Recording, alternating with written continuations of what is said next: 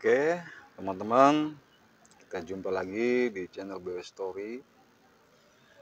Sebelumnya, saya ucapkan Assalamualaikum warahmatullahi wabarakatuh. Kali ini saya ingin berbagi lagi mengenai tanaman cabai. Yang mana tanaman cabai itu juga butuh asupan gizi, nutrisi, dan imunisasi. Sama halnya dengan kita, cuma beda makhluk ya. Sebenarnya nutrisi buat tanaman itu ada banyak sekali ya di sekitar lingkungan kita, yang mana itu kita bisa membuatnya dengan cara mengumpulkan dedaunan yang jatuh seperti ini. Karena daun jatuh yang seperti ini itu terkandung nutrisi-nutrisi, sarinya akan diserap oleh tanah dan juga makhluk mikroorganisme yang ada di dalam tanah. Saya juga baru sedikit belajar nih ya teman-teman, karena dari pelapukan akan menjadi mungkin korosi ya, keropos, kemudian sarinya jatuh ke tanah, terus kemudian diserap oleh akar. Nah, maka saya membuatnya itu seperti ini teman, seperti inilah teman-teman ya. Selain buat ruang gerak akar, dedaunan ini berfungsi sebagai nutrisi ya, nutrisi ketika masih daunnya seperti ini kemudian mengering.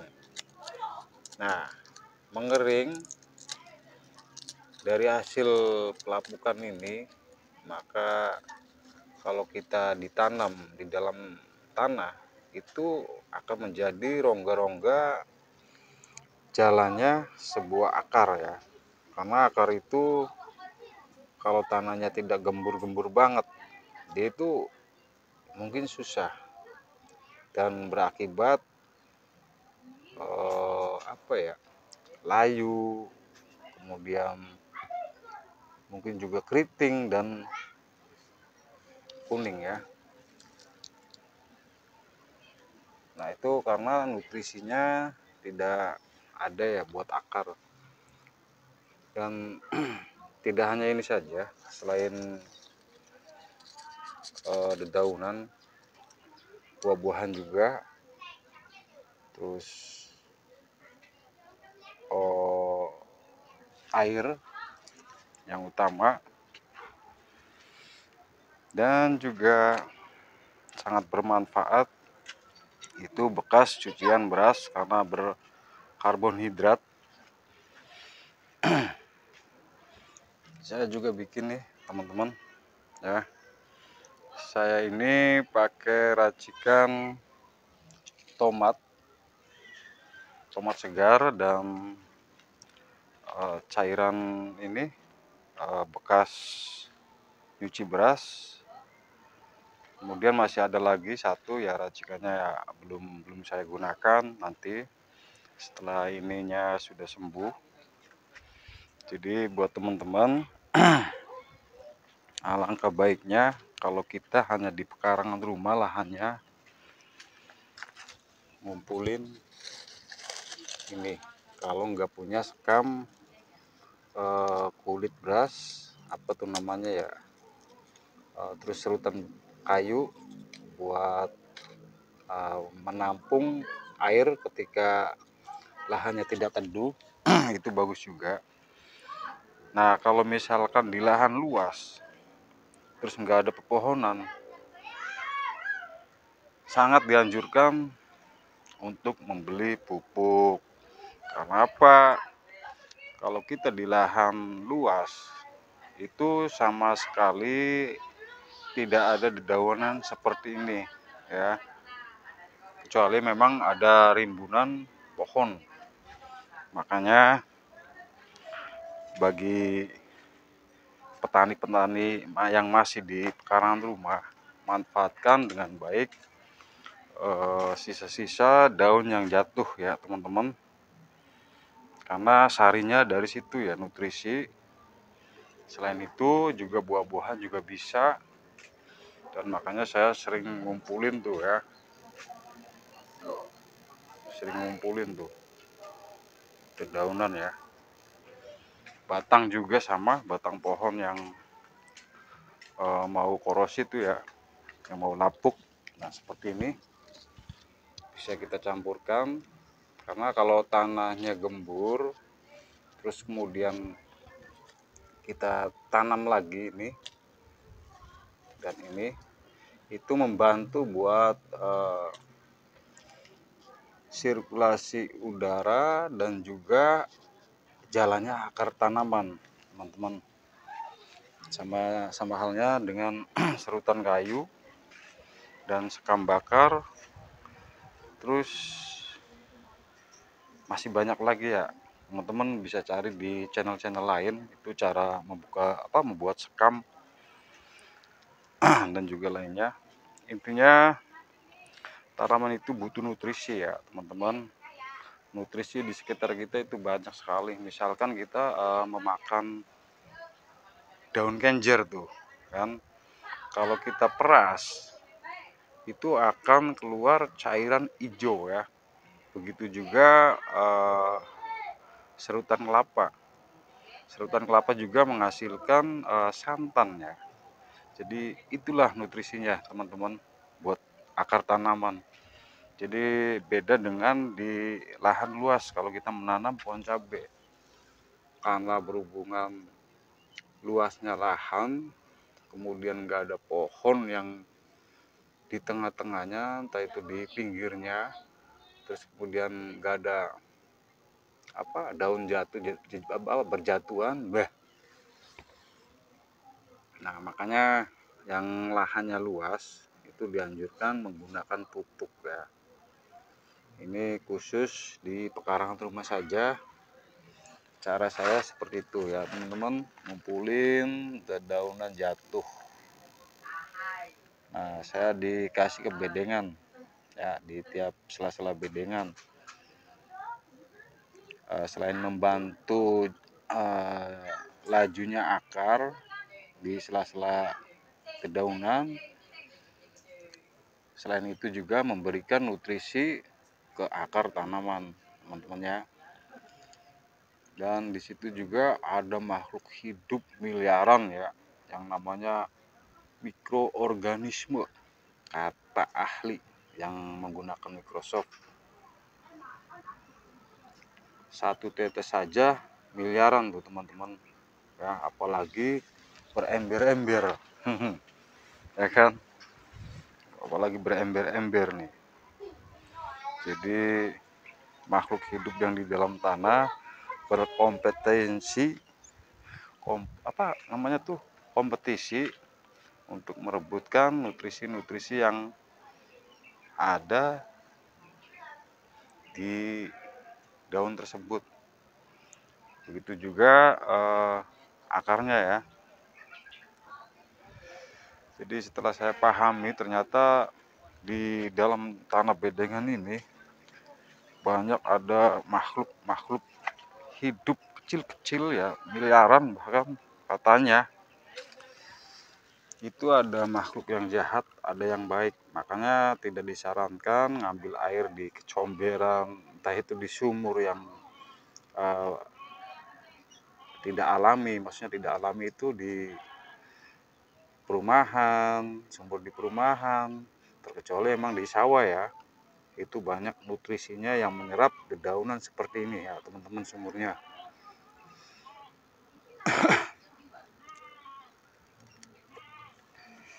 Dan saya itu airnya dari PDAM, diendapkan dulu dari sore hingga saat ini kemudian saya siramkan jam 4 sore ke tanaman. Jadi pernah kemarin tuh nyiram pakai air sumur, jadinya layu tuh teman-teman ya, tuh layu tuh mati. Mungkin karena kadar airnya tuh kurang bagus ya teman-teman ya, sumurnya di sini. Makanya saya tuh waduh kok jadi gini gitu, layu beneran teman-teman ya. Makanya saya kembali ke air pump, tuh layu teman-teman. Makanya saya kembali ke air pump, terus dihendapkan dari jam 4 sore ke jam 4 sore lagi, agar untuk ini ya menetralisirkan kaporit.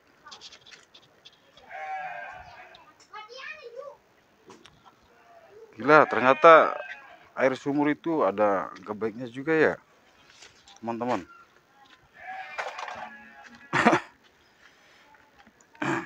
Itulah ya teman-teman ya. Jadi buat yang masih belajar seperti saya di tanaman cabai, pahami baik-baik dulu tanaman kita itu kenapa. Kalau sakit ya kita jadi dokternya itu. Jadi biar paham, bertahap belajar ya, untuk memahami bagaimana sistem kerjanya tanaman dan akarnya dan juga daunnya ya. Kenapa itu keriting, kenapa itu kuning, dan kenapa itu layu dan kemudian mati ya teman-teman.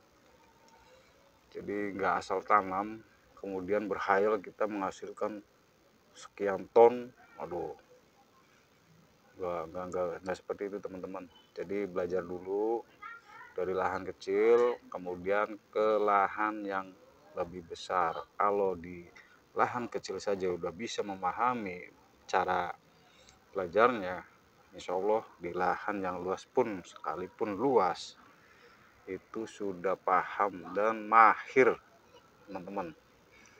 Makanya saya kenapa di pekarangan rumah ini, karena saya nggak mau otak saya stres karena hama ya.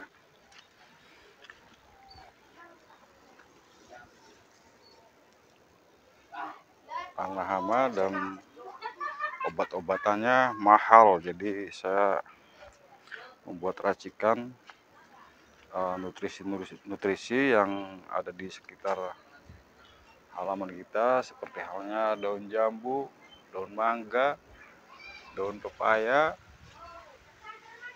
daun pacet, dan daun sirsak.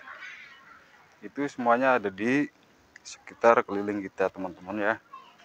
Ini maaf ya teman-teman, saya tuh jarang ngevlog jadi agak kebelibet ngomongnya. Dan lagi ditambah saya itu tidak biasa menggunakan bahasa Indonesia, jadi tidak terbiasa karena bahasa Jawa, jadi sering seperti itulah teman-teman. Jadi tidak mekar itu tata bahasanya, harap maklum karena belum terbiasa ya teman-teman. Nah seperti itu, kembali ke topik ya teman-teman. Nah ini juga nutrisinya banyak memang, tapi di telurnya bukan di cangkangnya. Cangkangnya itu sebenarnya untuk membantu apa namanya tuh ya, yang di akar tuh itulah ya, untuk menembus sela-sela dinding di dalam tanah. Ini bagus. Dan kemudian serutan apa aja lah ya, terus ditanam di lahan agar gembur. Pokoknya tanaman itu yang penting gembur ya, nggak padat, biar nggak keriting, biar nggak ada virus ya di akarnya. Terus kalau misalkan padat itu biasanya air tuh mengendap, kemudian akarnya itu jadi busuk teman-teman. Contoh seperti ini teman-teman, mana tadi ya. Nah ini layu karena air sumur teman-teman. Bukannya saya sok tahu ya, tapi setelah saya ngasih air di tanaman ini, dia itu layu, sumpah. Nggak tahu kaget apa enggaknya, nggak tahu ya.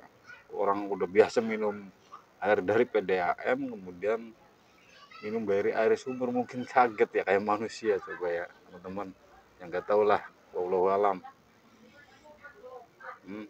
Ini layu ya. Jadi seperti itu teman-teman.